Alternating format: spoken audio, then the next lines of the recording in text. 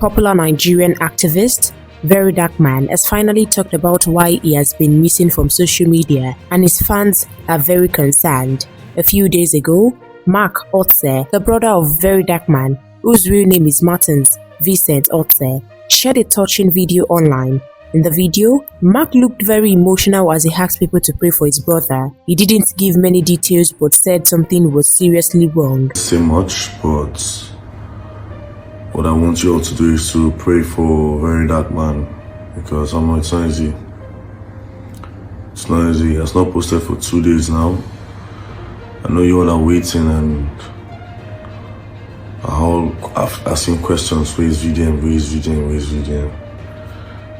This made fans worried and curious about what was going on. In response, VeryDarkMan posted on Instagram that he had been mentally stressed and hadn't been able to sleep for 5 days. He said he has been deeply affected by the constant violence between herders and farmers, especially in Jos and Benue states. He explained that he had been doing deep research on the root causes of the killings, and that made him feel emotional and mentally tired.